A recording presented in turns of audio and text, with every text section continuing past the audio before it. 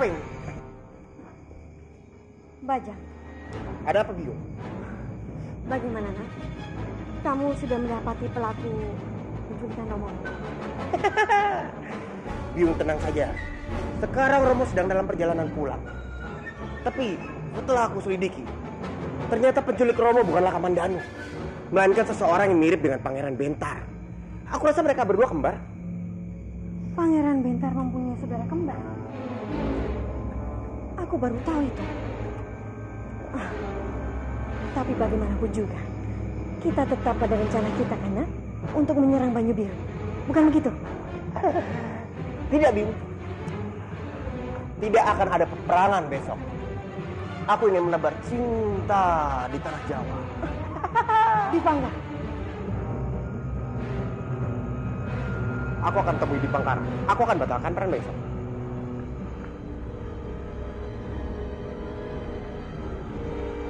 Itu siapa yang berbicara denganku tadi? Di Pangga? Atau Bajang? Apa? Tidak jadi perang? Ya. Sekarang kamu pergilah ke Banyu Biru. Berikan surat ini pada mereka. Kenapa kita harus takut? Kita sudah mempersiapkan pasukan kita. Kita pasti menang. Apa alasannya? Apapun alasanku, itu bukan urusanmu. Ini adalah titah dariku. Ingat, menantangku berarti kamu menentang Manguntur. Kamu tahu akibatnya. Bagaimana?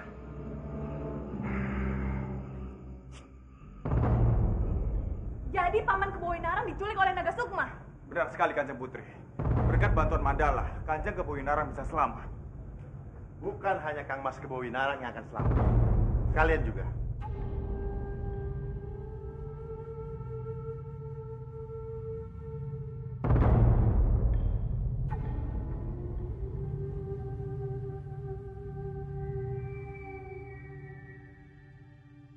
Benarkah ini, Romo? Jadi Dwi Pangga membatalkan rencananya menyerang Banyu Biru? Benar, Laksmi. Aku juga ingin menyampaikan permintaan maaf. Karena telah membuat kacau antara Manguntur dan Banyu Biru.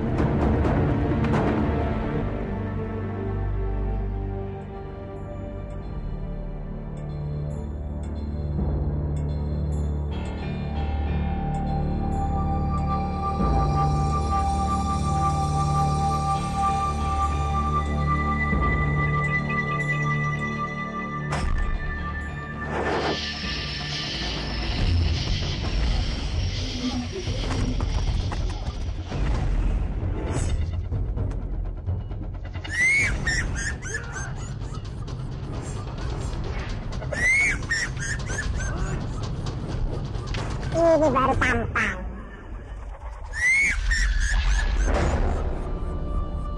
Kang Mas. Gajeng. Kang Mas, aku benar-benar takut kehilangan Kang Mas. Tapi saat ini aku benar-benar senang. Ternyata Kang Mas selamat. Benar, Gajeng. Aku juga senang sekali. Awalnya aku mengira kalau semua ini ada perbuatan Kamandanu dan prajurit Banyu Biru. Ternyata aku keliru. Justru Kamandanu yang menyelamatkan aku dari para penculik itu. Pimpinan penculik itu adalah saudara kembar daripada Pangeran Bentar. Dia adalah perampok yang terkenal itu, Naga Sukma. Kalau begitu, kita telah salah menuduh prajurit Banyu Biru dan Kamandanu, Kang Mas. Benar, Diajeng. Kita harus hentikan perang itu. Kita tidak boleh menyerang Banyu Biru. Tidak perlu, Kang Mas. Kenapa, Diajeng? Karena Dwi Pangga sudah menghentikannya. Jadi saat ini Banyu Biru dan Manguntur tidak mungkin perang. Aku senang sekali, Diajeng. Ternyata Dwi Pangga telah mengambil keputusan yang tepat. Dan putra Bajang bisa berbuat baik. Aku senang sekali. Senang sekali, Diajeng. Tapi aku tidak senang, Kang Mas. Aku ingin Bajang kembali melanjutkan rencananya menyerang Banyu Biru. Aku akan berusaha membujuknya untuk melakukan itu.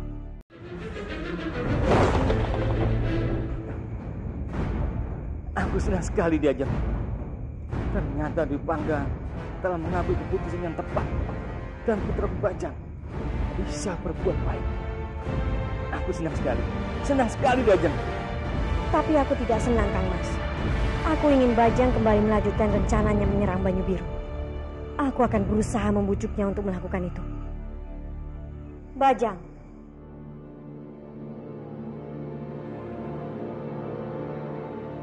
Biung? Apa yang telah kamu lakukan, Nak? Biung dengar kamu ingin menghentikan peperangan ini. Iya, Biung. Aku juga sudah pura-pura minta maaf pada mereka. Karena rencana aku sudah membuat mereka kacau. Ini tidak seperti kamu, Bajang. Seharusnya kamu tetap bertahan pada peperangan itu. Dengan begitu, kita akan kuasai semuanya. Itu rencanaku kemarin. Rencanaku sekarang sedikit berbeda, Biung. Kamu! Biung, tenanglah. Keputusanku sudah bulat. Tidak akan ada perang.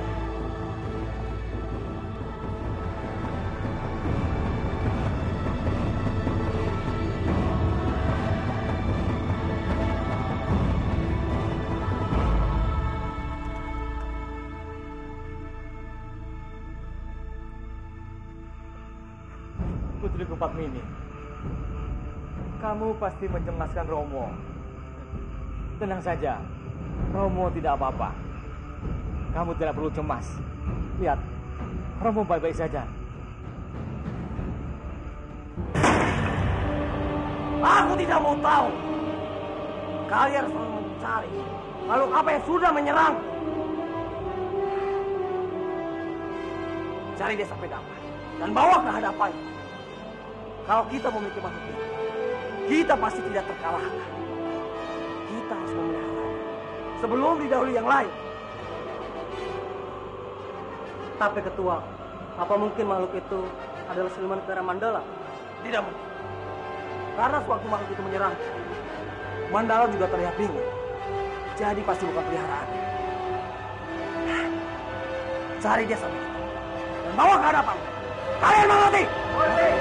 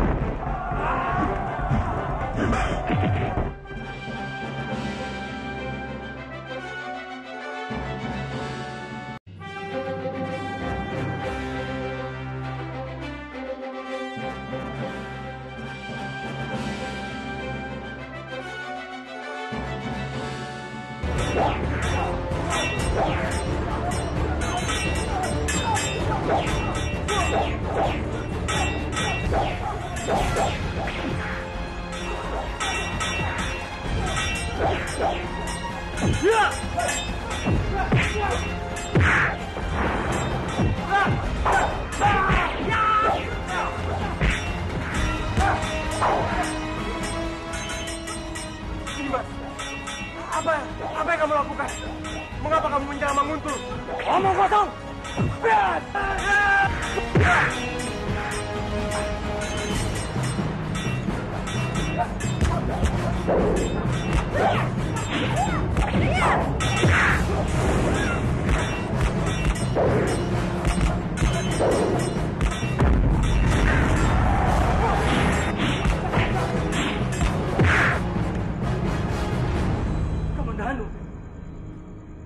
kamu di balik ini semua?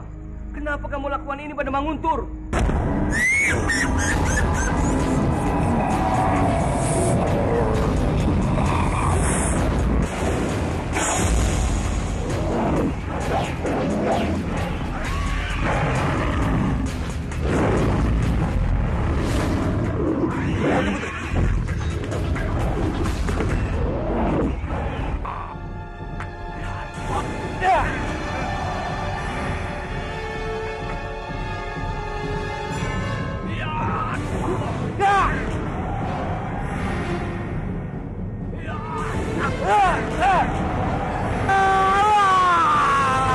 Kematian Byakta masih dalam tanda tanya besar.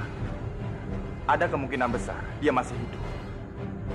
Mungkin saja dia sengaja membuat kekacauan ini untuk membuat Manguntur, Kurawan, dan Banyu Biru kembali resah. Aku yakin ini bukan ulah Byakta. Pasti ada orang lain di balik kejahatan ini. Bagaimana bisa kamu begitu yakin? Memang, semua orang bisa jadi tersangka. Dan inilah tugas kita untuk mencari tahu siapa dalam di balik kejahatan ini.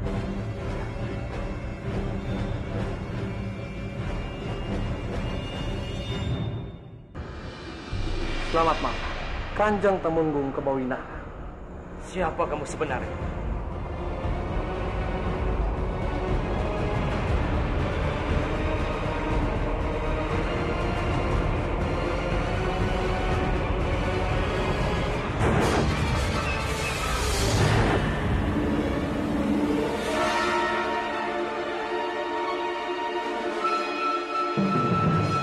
Kamu Pangeran Bentar? Aku bukan Bentar. Setauku, Pangeran Baju Biru adalah Pangeran Bentar. Tidak ada yang lain. Diam! Aku tidak peduli siapa dia. Tapi yang pasti, aku akan membuat orang ini menyesal karena telah berani bermain api denganku. Ini tidak bisa dianggap remeh. Naga Sukma sudah benar-benar menjadi ancaman. Tenanglah Kanjeng Putri. Mungkin saja ini hanya gertakan Naga Sukma untuk memperkeruh suasana. Tidak, Kamandanu. Ini tidak gertakan. Dia sudah berani mengakui dirinya sebagai Pangeran Baju Biru. Itu artinya dia ingin menggulingkan kekuasaanku.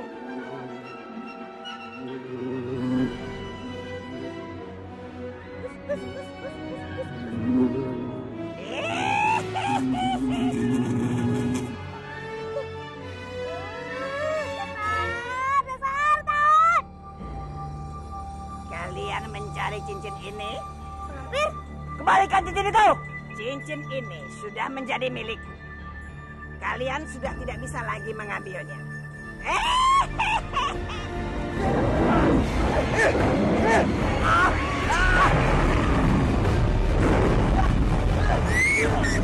Apa ini? Buka apa ini?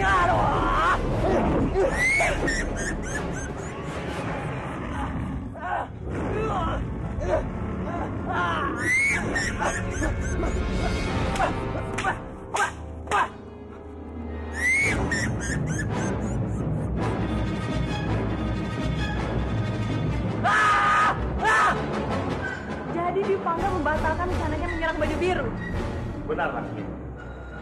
Aku juga ingin menyampaikan permintaan maaf karena telah membuat kacau antara Manguntur dan Banyu Biru. Aku tidak mau tahu. Kalian selalu mencari makhluk apa yang sudah menyerang. Cari dia sampai dapat dan bawa ke hadapan. Kalau kita memiliki makhluk itu, kita pasti tidak terkalahkan. Kita harus memelihara sebelum didahului yang lain. Tapi ketua, apa mungkin makhluk itu adalah siluman Kera Mandala? Tidak mungkin. Karena sewaktu makhluk itu menyerang, Mandala juga terlihat bingung. Jadi pasti bukan peliharaan. Cari dia sampai itu dan bawa ke hadapan. Kalian mengerti?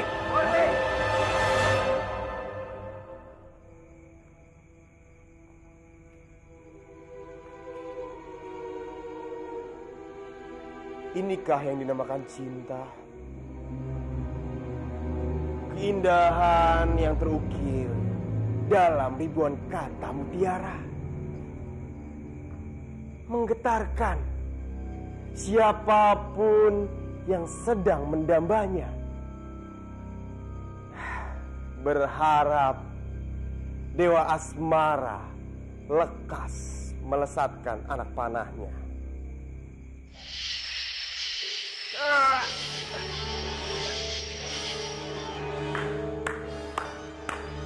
Bagus sekali. Bagus sekali anakku. Romo bangga padamu. Romo senang mendengar kamu membatalkan penyerangan terhadap Banyu Biru. Itu baru benar-benar anak Romo. Terima kasih anak. Terima kasih. Maafkan aku, Romo.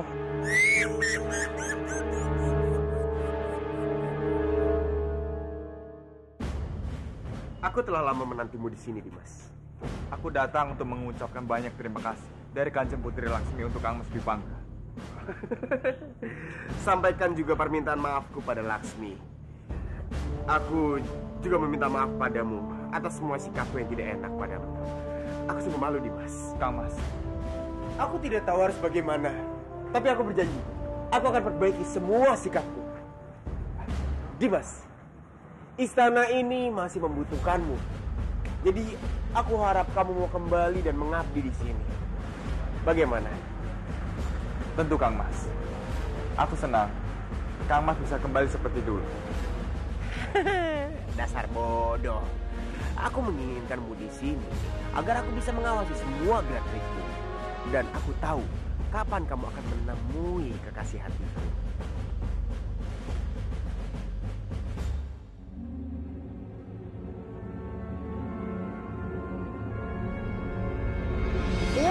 Biung itu kan seorang permaisuri Kurawan. Jadi harus kelihatan seperti seorang permaisuri. Masa penampilan Biung seperti ini sih? Jelek. Kamu itu jangan kurang ajar sama Biung ya. Tapi itu benar, Biung. Mana mungkin seorang berpenampilan seperti seorang siluman. Diam kamu. Diam. Kamu didiamin malah makin kurang ajar. Tampar nanti. Dandanan Biung memang seperti siluman. Siapapun yang akan melihat Biung pasti akan langsung berlari. Diam. Tutup mulut kamu. Semprol. Jangan membuatku malu, Biung. Aku ini calon temunggung Kurawan. Kalau Biung tidak percaya, Biung lihat saja di cermin. Kamu benar juga. Kenapa Biung tidak pernah menyadarinya ya? Aduh. Benar kan apa kataku? Sebentar.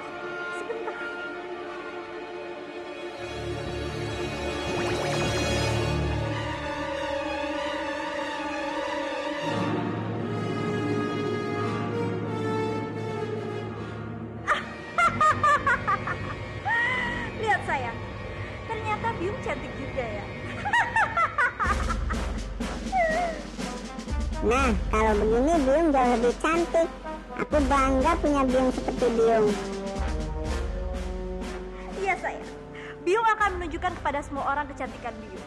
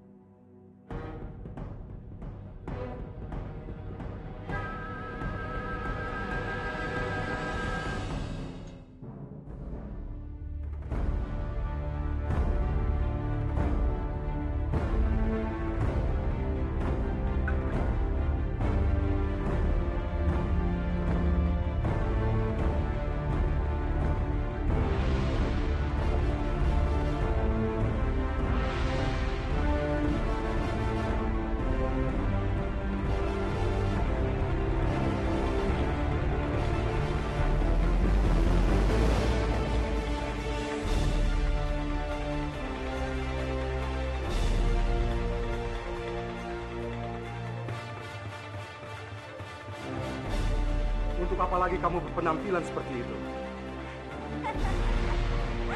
Kenapa kamu bicara seperti itu? Kamu lupa ya? Aku ini adalah biung dari calon pangeran Kurawan. Jadi sudah sepantasnya aku berdandan seperti permaisuri. Iya kan? Kamu jangan membuat aku tertawa, Sabti. Percuma saja kamu berpenampilan seperti itu. Kamu tidak akan pernah diterima di istana ini. Aku akan mengakui anakmu itu sebagai cucuku, tapi bukan kamu. Eyang tidak boleh menghina biungku. Suara apa itu? Tentu saja itu suara cucumu yang ada di dalam kandunganku. Pantas saja anak itu bisa bicara sendiri. Karena yang mengandungkan seorang siluman. Kalau bukan karena Respati, aku tidak akan pernah mengakui itu sebagai cucuku. Biungku itu sangat cantik.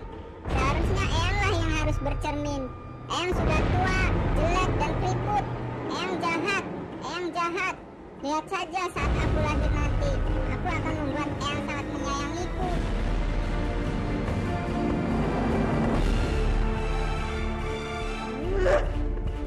Kalau bukan gara-gara anak ini, aku sudah membunuhmu. Seperti aku tua bangka.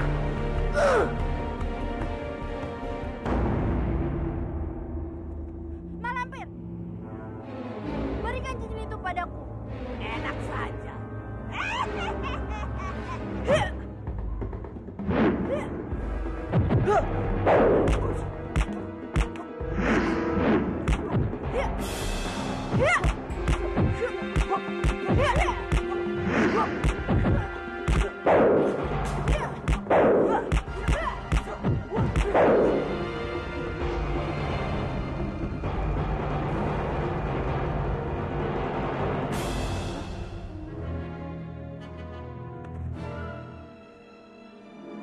Biar aku yang mengambil cincinnya ya. Ya. Ayo Kansa, cepat ambil. Tidak. Tidak akan aku biarkan kamu Kansa. Ya. Tidak, tidak.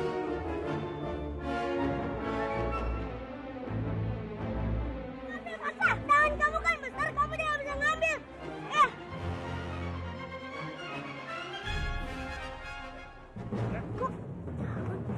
Dumret, apa yang kamu lakukan? Apa ini, Bobo? Biar Bobo yang baca. Kalau kalian ingin mendapatkan cincin itu, kumpulkan 4 orang untuk permainan ini. Baik. Ayo, kita ikuti permainan ini. Siapa yang mau ikut?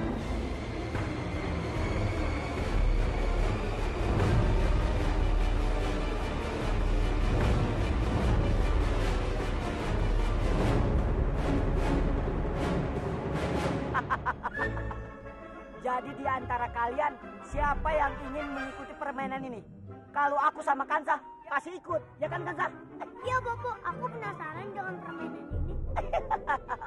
Aku pasti ikut permainan itu. Karena aku harus merebut kembali cincin itu. Aku tidak setuju dengan permainan ini. Di dalam batu cincin itu ada anakku, Krishna. Itu sama saja aku mau pertaruhkan nyawanya. Terserah kamu, Andini. Kamu mau ikut atau tidak?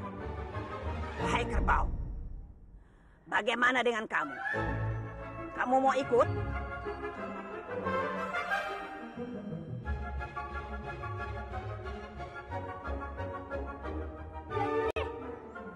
Bibi Andini, tunggu! Bibi Andini kenapa pergi? Bibi juga bingung, Grandong. Gusti Jagat Dewa Batara, kenapa semua seperti ini? Kenapa nasib anak hamba dipertaruhkan seperti ini?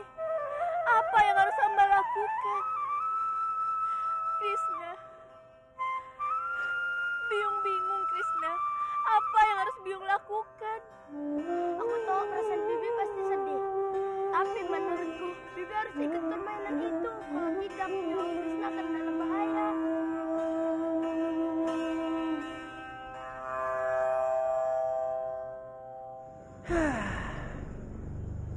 Gadis itu cantik sekali.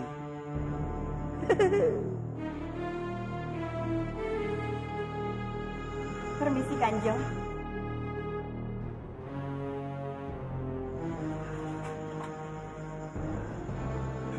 Ada yang ingin hamba bicarakan kepada Kanjeng. Bicaralah. Sebenarnya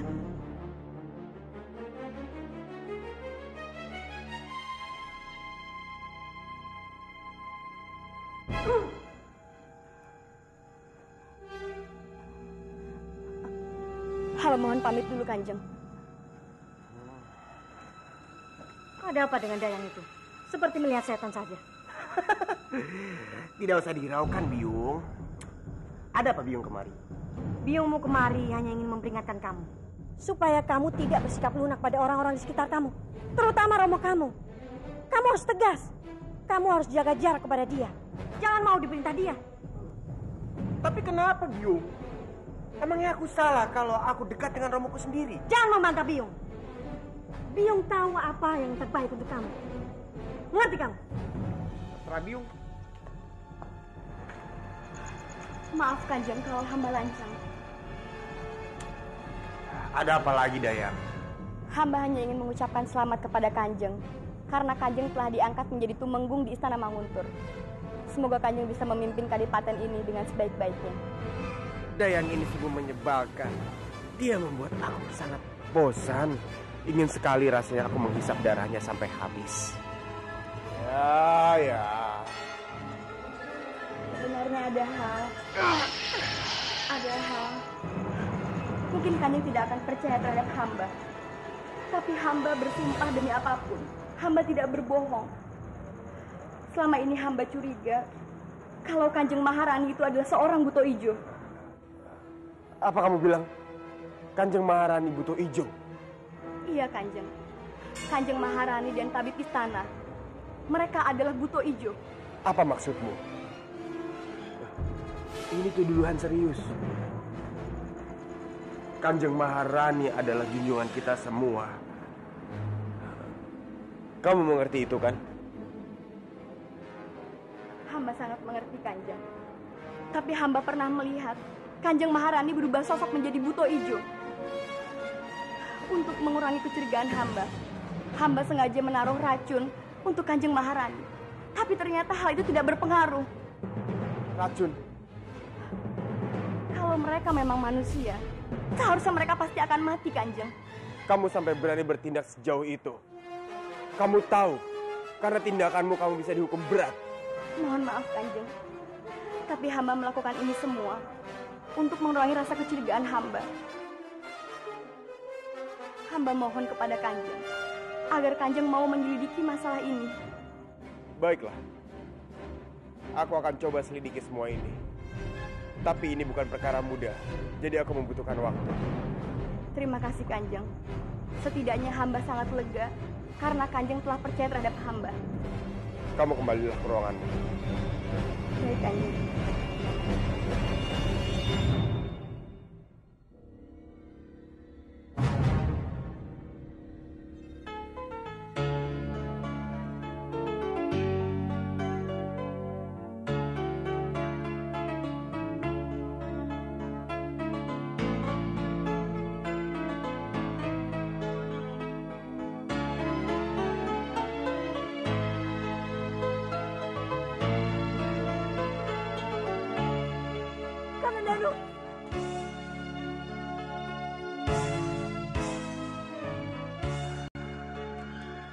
Kali ini, aku tidak akan pernah lagi melepaskanmu. Aku akan selalu bersama. Padamu kasih, rindunya hatiku sudah tak tahan. Aku datang melamarmu,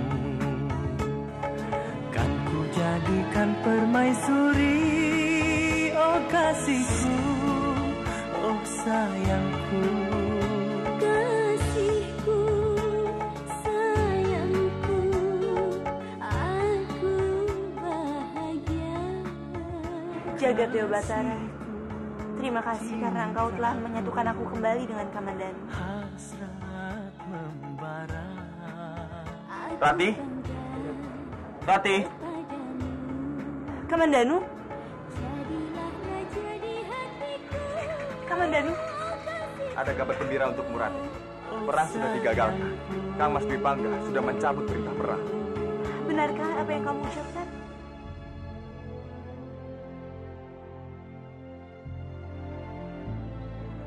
Maafkan aku, Rati. Aku tidak bisa lama-lama di sini. Aku harus kembali ke Banyu Biru. Kenapa kamu cepat sekali pergi? Kamu kan baru datang.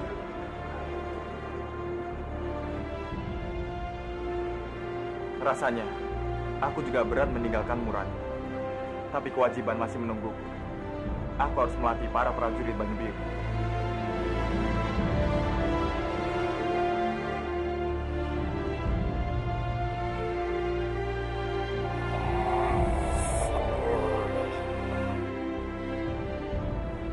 Pergilah, Kamandanu. Tunaikan tugas dan kewajiban. Aku janji, Rati. Sore nanti aku akan datang menemuinya.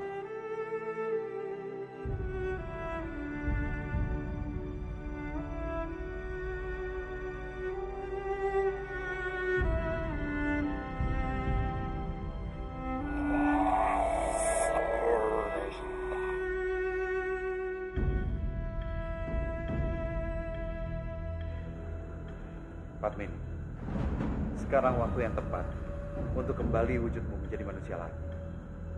Karena Dewi Sambi telah tinggal di istana. Bagaimana? Entahlah, Kakang. Aku masih ragu untuk melakukannya. Kenapa kamu masih meragukannya? Apa kamu tidak ingin kembali wujudmu sebagai manusia lagi? Aku tidak yakin apa aku bisa terima kenyataan wajahku berubah. Ditambah lagi kekuatanku akan menghilang. Lalu bagaimana bisa aku melindungi keluargaku, Kakang? Kamu tidak perlu memikirkan hal itu, Padmini. Karena semua itu adalah tanggung jawabku. Selama kamu ada di sampingku, aku akan selalu menjagamu dan juga keluarga kita. Dan bila kau sudah berubah lagi wujud menjadi manusia, aku juga tidak keberatan wajahmu berubah. Karena aku yakin hatimu tetap sama, sayang. Tapi, Kakang, percayalah, tidak ada lagi yang perlu kamu lakukan. Ya? Baiklah, aku setuju.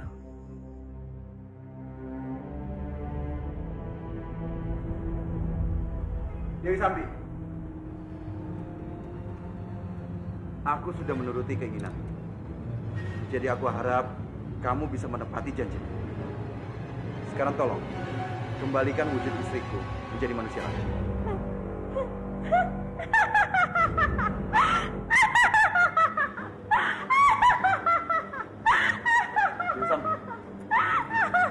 Dewi Sambi. Baik-baik, Ustaz. Aku akan menuruti semua keinginan kamu. Tapi tidak sekarang. Tidak sekarang? Iya. Nanti, saat bulan purnama, aku akan merubah istrimu menjadi manusia lagi. Kamu tidak bohong, kan? Aku tidak berbohong, Respati.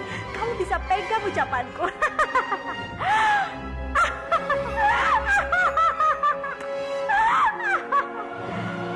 Dasar bodoh. Tentu saja aku membohongi. Sampai kapanpun, aku tidak akan mengembalikan wujud istrimu itu. Biar dia selamanya menjadi burung. Baik. Aku akan menunggu saat itu. Dan jika bulan purnama telah datang, aku harap kamu tidak mengingkarinya. Jika kau memegang janjimu, aku sangat berterima kasih.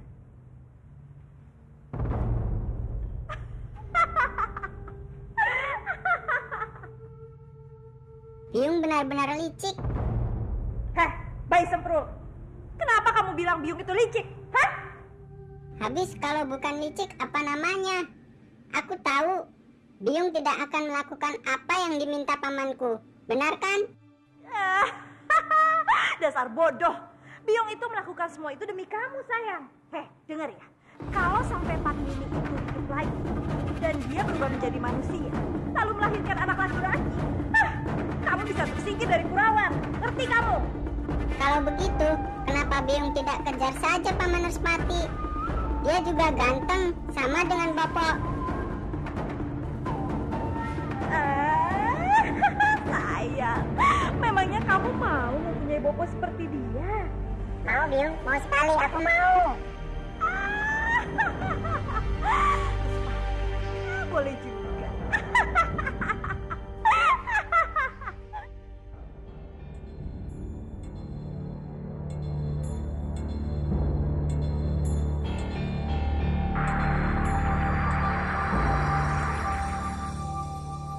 Bopo, kalau tidak ada yang saja yang ikut permainan ini. Bobo setuju.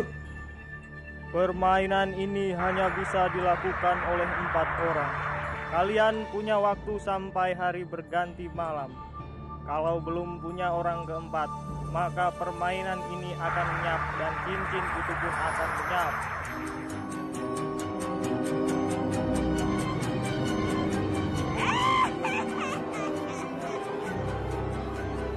Ini tidak boleh terjadi. Cincin itu tidak boleh lenyap. Hai Bajil, cepat kamu cari orang keempat itu. Jangan sampai permainan ini lenyap. Cepat! Tua, aku ini bukan budakmu. Kalau kamu mau cari orang, cari saja sendiri. Tapi Bopo, kalau cincin itu lenyap, aku juga kehilangan kekuatanku. Aku tidak mau cincin itu hilang. Aku ingin tetap kuat dan hebat. Jika kalian sudah berhasil menemukan orang keempat, kalian akan terbawa ke area permainan.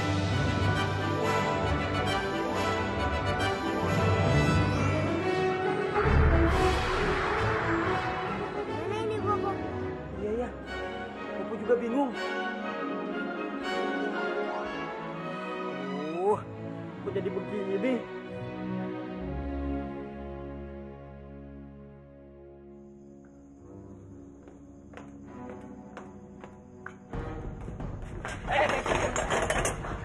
Lain kali berhati-hati. Iya, terima kasih.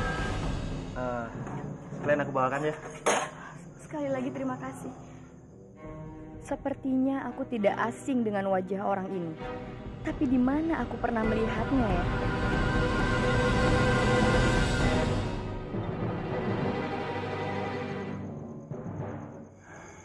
Kamu sudah lama kerja di sini ya? Iya. Dulu saya pernah bekerja untuk Kanjeng Putri Narirati. Apa kamu yang bernama Palastri? Iya, ada apa ya? Kanjeng Pawana ingin bertemu. Kanjeng Pawana?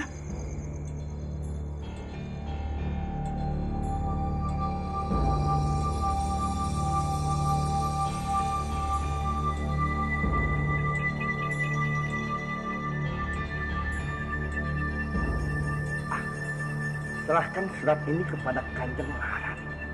Ingat, jangan sampai ada yang tahu. Paham? Iya, Kanjeng.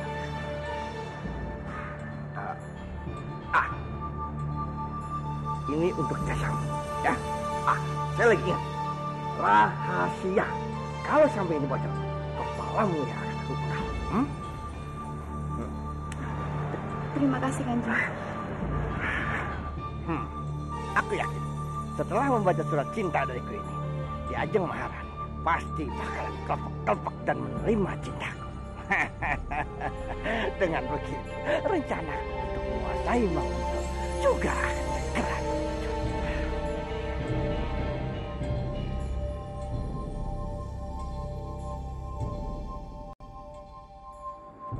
Tunggu! Kamu pasti Dayang Maharani kan? Iya benar, Kanjeng. Begini, aku ada tugas untuk kamu serahkan ini kepada Ayunda Maharani. Bilang dari aku. Tapi ingat, ini rahasia. Mengerti kamu? Mengerti, Kanjeng. Bagus, ini.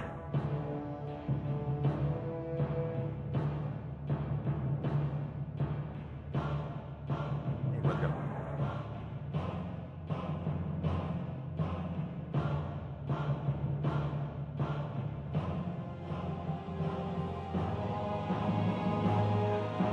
Sebenarnya ada apa ini? Kenapa Kanjeng Dipangkara dan Kanjeng Pawana sama-sama ingin mendekati Kanjeng Maharani?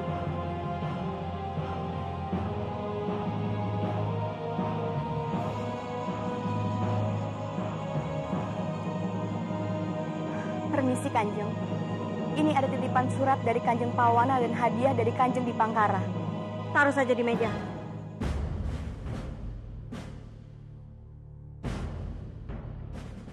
Tidak ada urusan kamu lagi. Pergi sana. Iya, Kanjeng.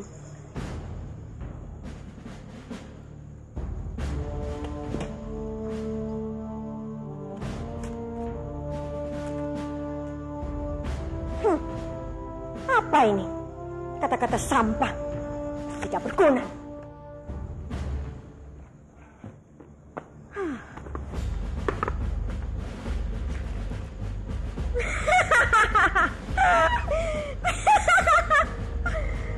Benar-benar orang-orang bodoh. Mereka pikir mereka bisa merayuku dengan cara seperti ini. Tapi lewat orang-orang bodoh ini, rencana pasti akan berhasil.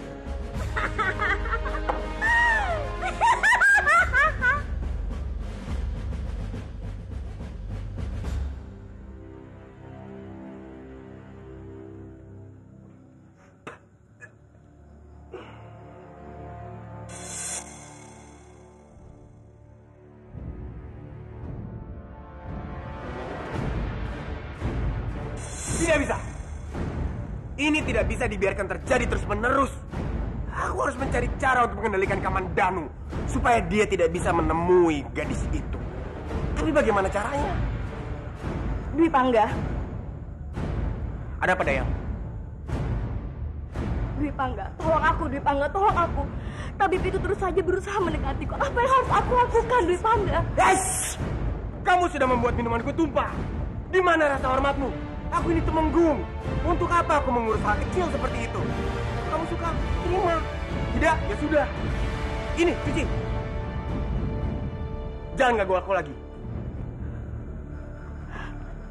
Dwi Pangga, kenapa kamu begitu kepada aku? Aku melakukan semua ini untuk mendapatkan perhatian darimu. Tapi apa? Kamu begitu dingin. Hatimu benar-benar beku untukku.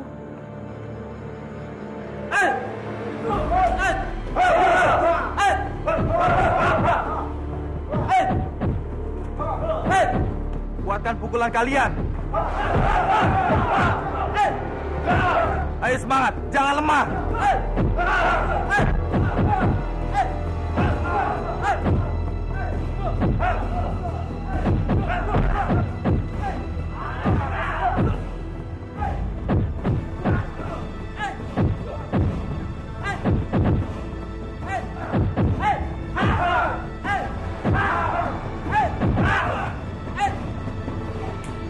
Cukup. Kalian boleh istirahat.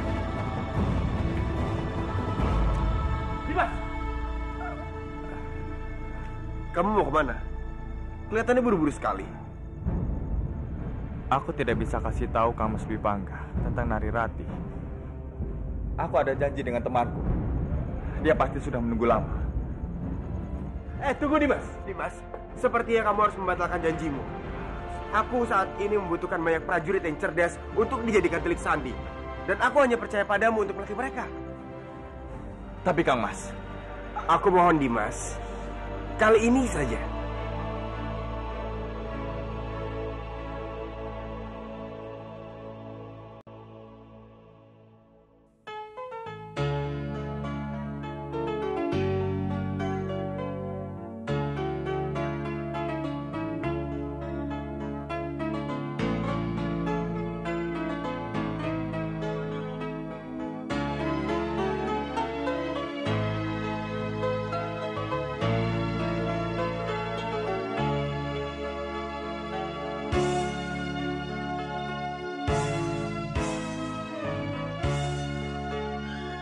Rasanya, aku juga berat meninggalkanmu, Raja.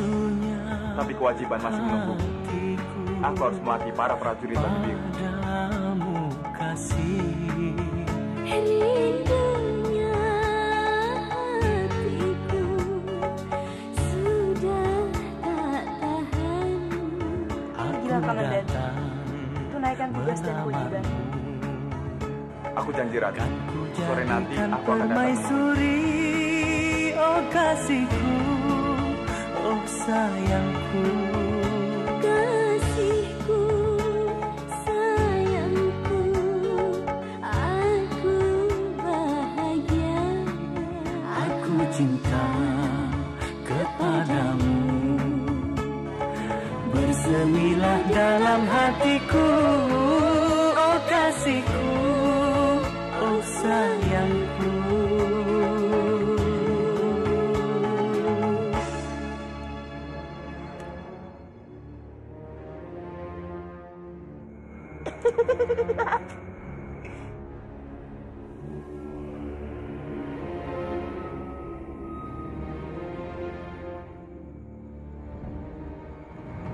Bagaimana Kamandanu?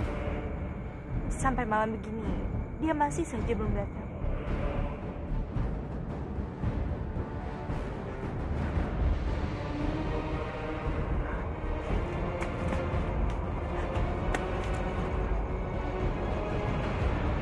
Dipangga, apa yang sudah dia lakukan di sini? Jangan-jangan dia melihatku. Gawat. Renggala! Renggala! Ada apa, Ganda? Mukamu terlihat panik sekali. Gawat, Renggala. Ahli Dipangga sudah melihatku. Dan dia pasti akan memberitahukan kepada orang-orang kalau aku ada di sini. Jadi, sebelum mereka pada tahu, aku lebih baik pergi dari sini. Tunggu, Gandari. Kamu jangan mengambil keputusan terburu-buru seperti ini. Tapi... Gandari, masih ada cara lain.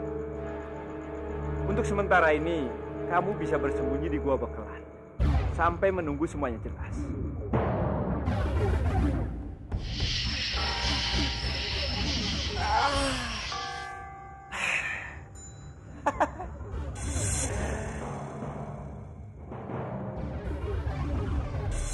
Gadis itu benar-benar cantik. Seperti inikah rasanya jatuh cinta? Indah bagaikan terbang di awang-awang. Wajahnya pun terbayang di mana-mana. Sampai-sampai memejamkan mata terasa sayang. Dipangga? Romo? Kenapa berdiri di depan pintu? Masuklah, Romo. Bajang? Tentu saja ini aku. Aneh sekali. Kenapa tingkah Bajang jadi mirip sekali dengan Dwi Pangga? Kenapa Romo malah diam saja? Ayo cepat masuk, Romo. Romo, perhatikan. Hari ini kamu begitu gembira. Ada apa ini? Aku bertemu dengan jodohku, Romo. Maksudmu? Hah?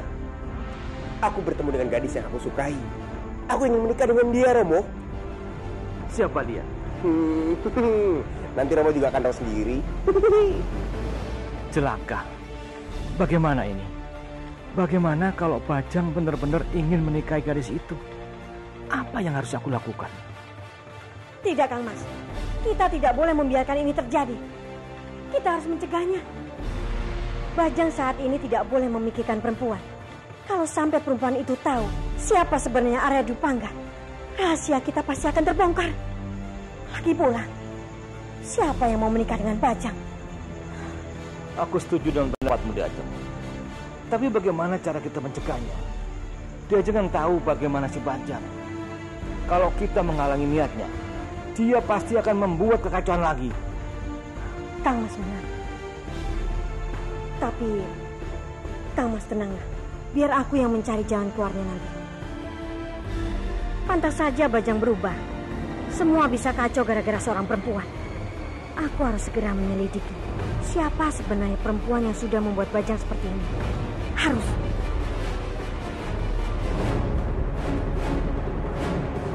Apa kamu bilang? Kang Mas Dwi Pangga memata-matai Rati? Tidak mungkin. Kalian pasti salah.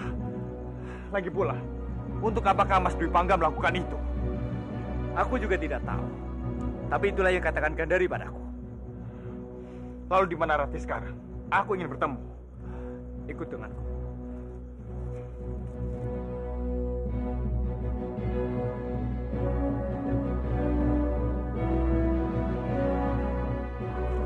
Rati, aku sudah tahu semuanya dari Renggala. Kalau Kang Mas Dwi Pangga. Iya, Komandan. Aku sangat mengkhawatirkan keadaannya. Itu berarti selama ini Arya itu memata-mataiku. Rasanya mustahil, Rati. Apa mungkin kamu salah lihat? Punya tujuan apa Kang Mas Dwi Pangga memata-mataimu? Dia itu seorang tumenggung. Kang Mas Dwi Pangga tidak perlu takut pada siapapun. Aku tidak mungkin salah mengenali Arya Dwi Pangga, Komandan. Yang aku takutkan, dia akan membocorkan rahasiaku ini pada istana. Kalau benar Kang Mas Dwi Pangga sudah mengetahui keberadaanmu sejak dulu. Pasti sampai saat ini, kamu tidak mungkin bisa tinggal di sini sebagai Mandala. Ada benarnya juga apa yang katakan Kang Mandano Gadari. Sudahlah, kita tidak usah khawatir. Kang Mas Dwi Pangga tidak mungkin bisa membahayakan kita.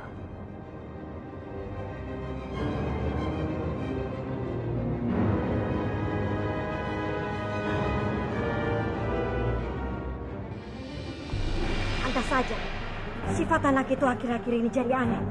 Ternyata dia sedang jatuh cinta, Bobo. Kita tidak boleh membiarkan ini terjadi. Gadis itu membahayakan posisi kita, Rimbi. Bisa jadi Bajang lebih patuh pada gadis itu dibandingkan kepada kita. Itu juga yang aku takutkan, Bobo. Kita harus mencari perempuan itu. Dan kita harus membunuhnya. Aku tidak akan membiarkan satu gadis pun mengganggu Bajang. Benar, ini. Kita harus berhati-hati. Sampai ada yang tahu semua rencana kita. Iya, Bobo. Aku serahkan semua pada Bobo.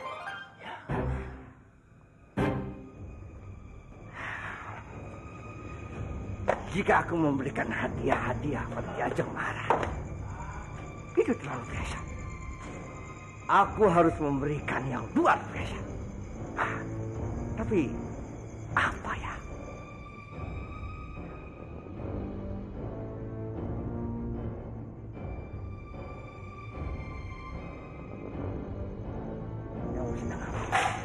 Aku sedang belajar menulis syair. Aku sungguh tertarik mendengar syair-syair Kanjeng Dwi Pangga. Dan aku ingin sekali bisa seperti beliau. Syair? Iya. Kamu dipanggil sama Kanjeng ke Bawidara. Baik, Kanjeng. Cepat, beliau nanti marah.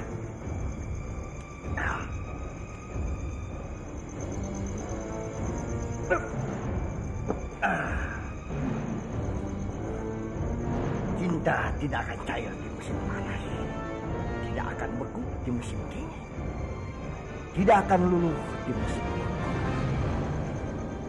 Senantiasa cinta berbunga di musim semi. Jalan cinta tidak selamanya lurus, asalkan terus berjalan penuh dengan kepercayaan, berharap sampai tujuan yang bernama cinta sejati.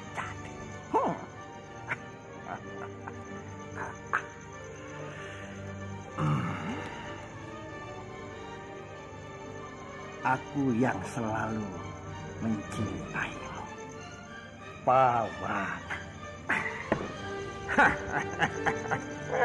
Dengan kiriman syair ini, aku yakin Kanjeng Maharani akan semakin mencintaiku. Dayang?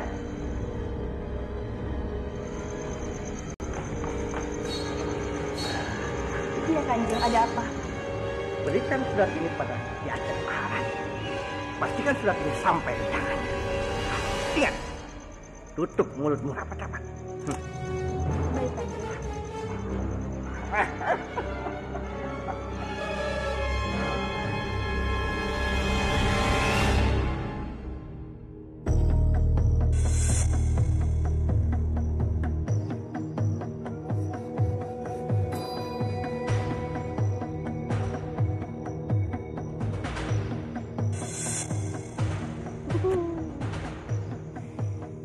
Dia begitu sempurna. Matanya, hidungnya, bibirnya membuat aku sungguh tak berdaya. Dialah keindahan yang menawan jiwaku. Kenapa, Kang Mas? Apa yang membuat Kang Mas senyum-senyum sendiri? Cinta itu begitu indah, membuat duniaku berubah, lebih memabukkan dari madu yang paling manis. Dilihat dari sikapnya, sepertinya Kang Mas Dwi Pangga tidak tahu apa-apa tentang Nari Rati. Aku harus menyingkirkan gadis tengik ini. Tapi bagaimana caranya? Aku saja tidak tahu siapa gadis ini. Maaf, Kanjeng. Hamba hanya ingin menyampaikan surat dari Kanjeng Pawana. Letakkan di situ. Permisi, Kanjeng. Permisi, Kanjeng. Aku datang ke sini untuk memastikan kalau wanita yang aku cintai hari ini keadaannya baik-baik saja. Aku bisa memanfaatkan si bodoh ini.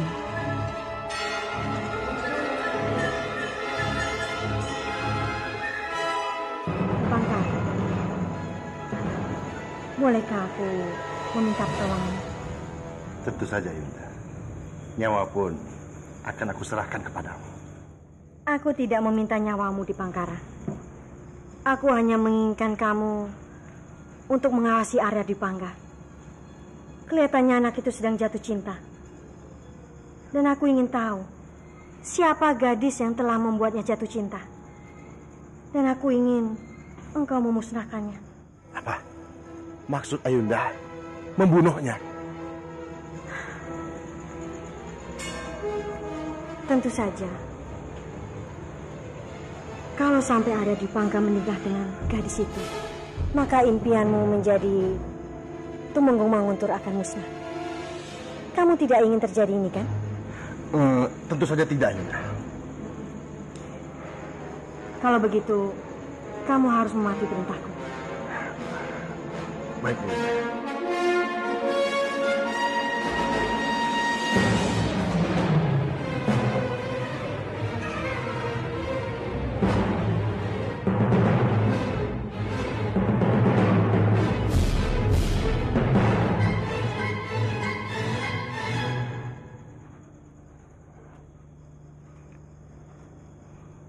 Dari kekasihmu tercinta, Pawana.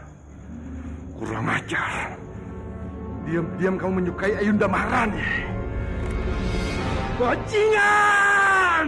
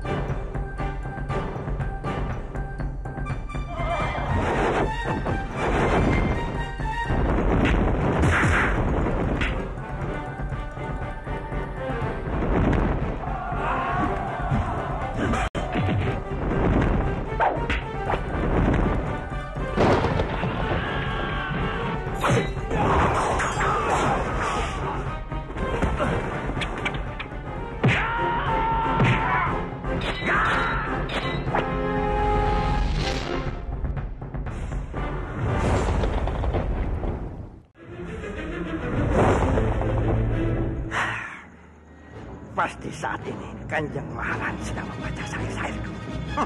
Aku yakin dengan itu Kanjeng Maharani pasti akan pikat dengan.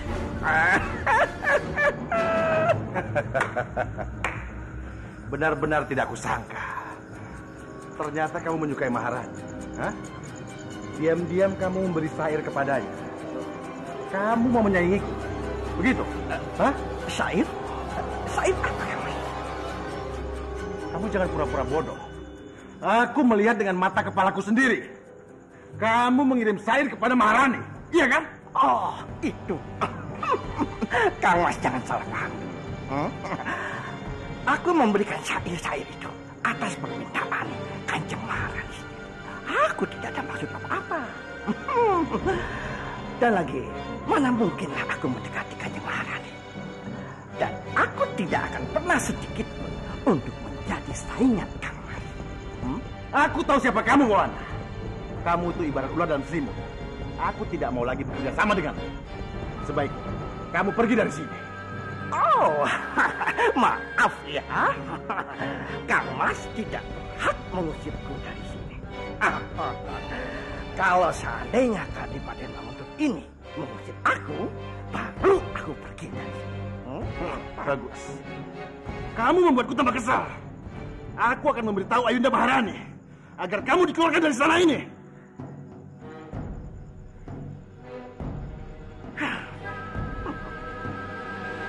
Sayang sekali. Mana mungkin Kanjeng Maharani mengusirku? Karena aku sudah menjadi idamannya. Yang ada, mungkin Kang Mas sendiri yang akan diusir dari sini.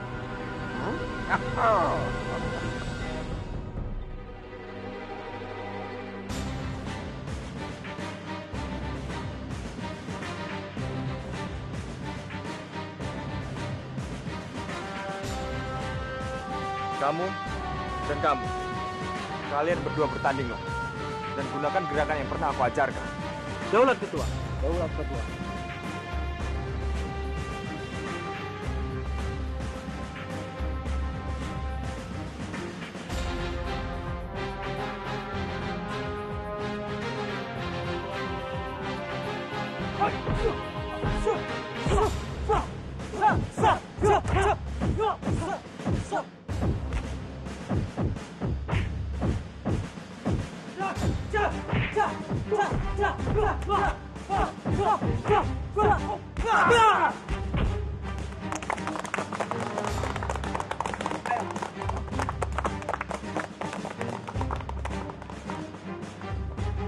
Kamandanu, Kanjeng Putri, aku ingin bicara padamu. Temui aku setelah kamu selesai memberi latihan pada mereka. Aku tunggu kamu di pendopo. daulat Kanjeng Putri.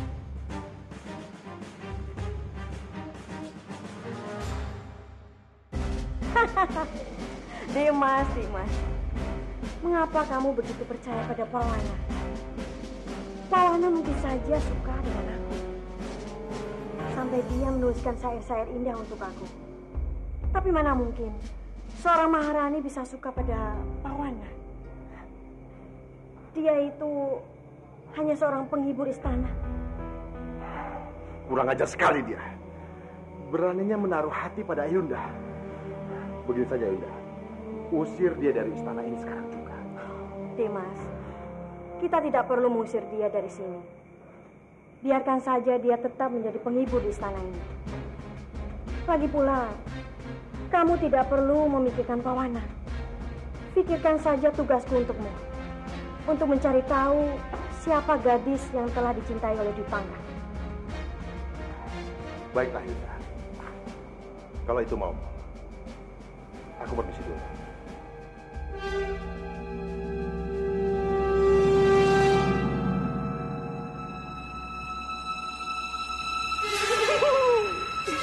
Aku harus bertemu dengan gadis itu. Sehari tidak bertemu dengannya. Sungguh membuat hatiku terlena. Sepertinya dia mau mengikuti gadis apa yang diceritakan Ayunda Maharani.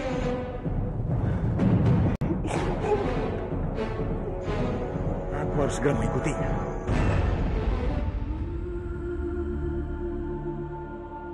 Kanjeng Putri, Akhirnya kamu datang juga, Kamandanu. apa yang ingin Kanjeng Putri bicarakan pada hamba hingga hamba disuruh ke sini? Sebenarnya, aku tidak pantas untuk mengatakan hal ini. Tapi aku tidak bisa menahannya lagi, Kamandanu. Kamandanu, aku sangat mencintaimu, Kamandanu. Maukah kamu menikah denganku?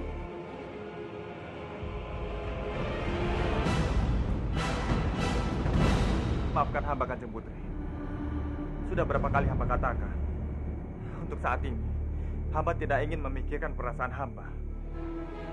Maaf, hamba tidak bisa menceritakan. Sekali lagi.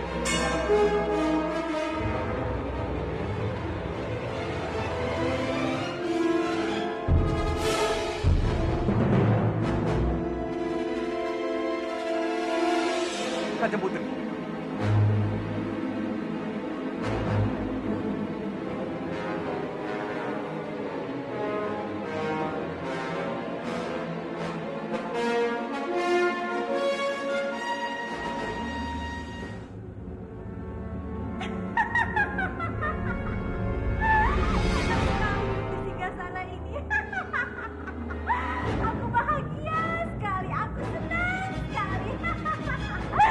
Dan aku tidak akan membiarkan siapapun merebutnya dari.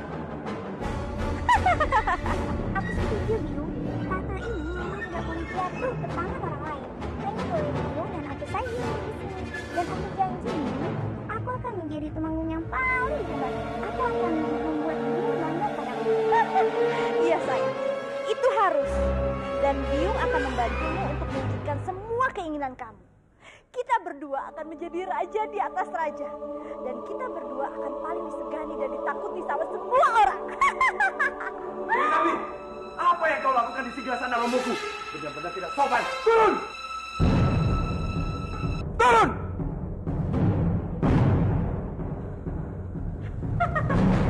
Kenapa teriak-teriak, Puspati?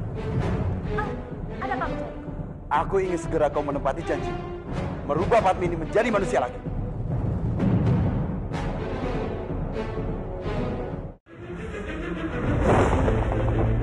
Nabi, apa yang kau lakukan di Siglasana Romoku? Benar-benar tidak sopan. Turun! Turun!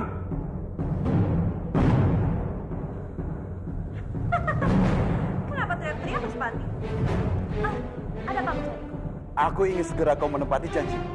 Merubah Padmini menjadi manusia lagi.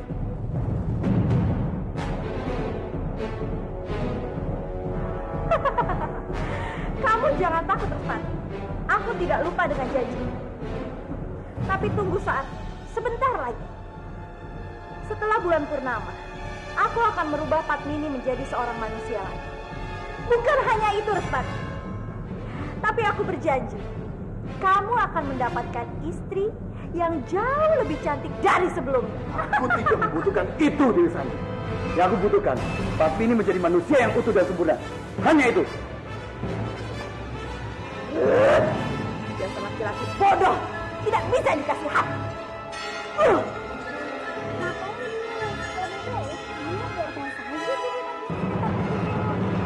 Agar Biung tidak punya saya lagi. Saya? Tentu tidak, sayang. Kamu tidak usah khawatir. Biung sudah memikirkan segalanya. Biung akan tetap membuat bibimu itu menjadi manusia. Tapi manusia yang sangat jelek. Sampai-sampai pamanmu itu akan tetap memilih bibimu itu menjadi seekor burung saja. Seekor burung.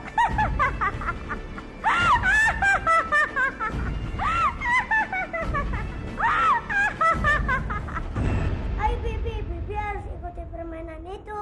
Kalau tidak cincin itu akan hilang. Tidak, Kansa. Bibi tidak mau memperebutkan nyawa Krishna. Bagaimana kalau kita tukar kekuatan? Sehari Krishna menjadi anak Bibi, sehari Krishna menjadi batu cincin. Itu cara yang adil, kan? Tidak, Kansa. Bibi sudah bilang tidak. Jangan paksa Bibi lagi. Keluar kamu. Bibi tidak mau berurusan lagi denganmu. Tapi Bibi keluar. Bibi menyebalkan. Bibi sama dengan Krishna.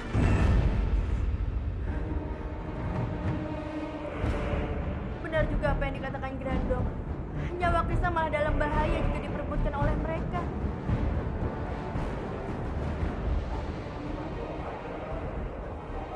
Aku harus cari siapa lagi untuk ikut permainan ini. Bibian ini tidak mau.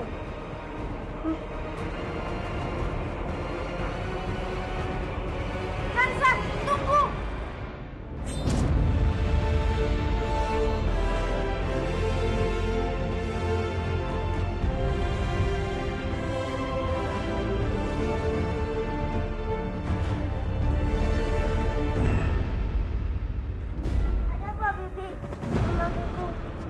Bibi berubah pikiran, Kansa.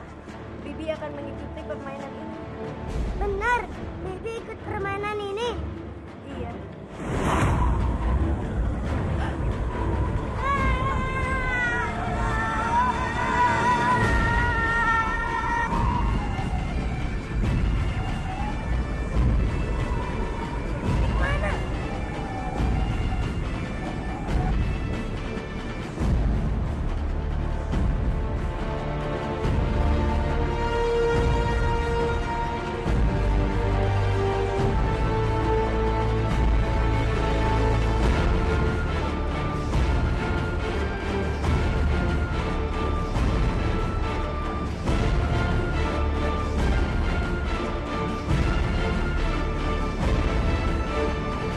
Mau kemana sebenarnya si Dwi Pangga ini?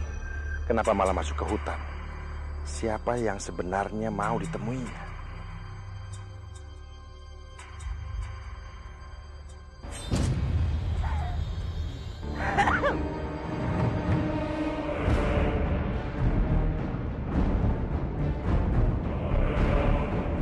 Kamu mencariku, Tuan Dipangkara? Siapa bilang aku mencarimu? Kalau kamu memang tidak mencariku, lalu kenapa kamu mengikuti? Hei! Tunggu. Kenapa kamu mengikuti? Hei, Tuan Dipangkara, kenapa hanya diam? Atau kamu berniat untuk membunuhku? Kalau memang itu maumu, akan aku layani. Yes!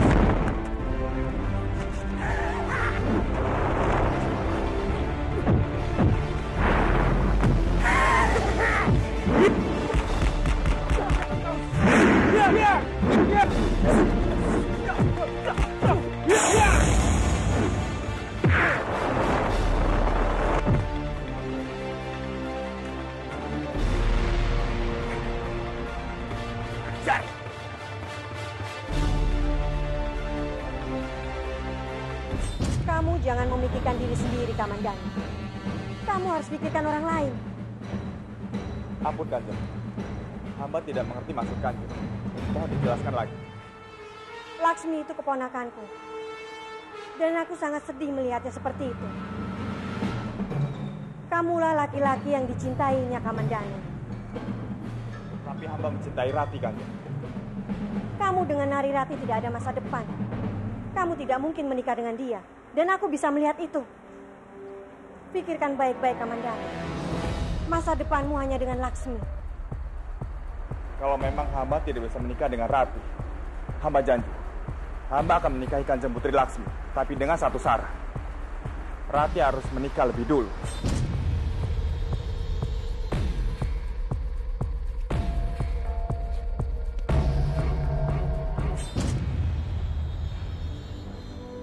Padmini, sebentar lagi kamu akan berubah wujud menjadi manusia. Ya, aku sudah tidak sabar menunggu kesempatan baik itu. Karena kita akan berkumpul menjadi selayaknya sebuah keluarga yang utuh. Sebelum aku berubah wujud kembali menjadi manusia, aku ingin putriku Nari Rati ada di sampingku untuk menemani. Apa? Kamu ingin mencari putri kita, Nari Rati? Kamu ingin mencari kemana, Padmini? Sampai sekarang kita tidak tahu keberadaan putri kita. Aku sangat yakin Sang Hyang Widi akan menuntun bertemu dengan putri kita, Kakang. Aku sangat yakin bisa menemukannya. Semoga saja Sang Hyang Widi akan menolong kita, Padmini. Baiklah, aku memberimu izin untuk mencari Nari Rati putri kita. Terima kasih banyak. Terima kasih, Kakang. Berhati-hatilah. Doakan aku.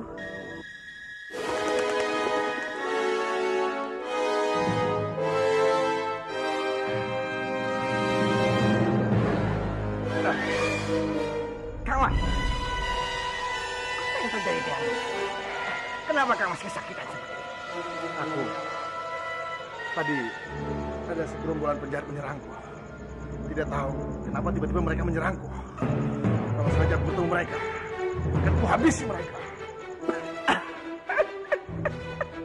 Kang Mas, dengan cara apa Kang Mas menghabisi mereka? Jangan, mereka yang akan menghabisi. Kamu mengejek, kamu yang akan kuhabisi.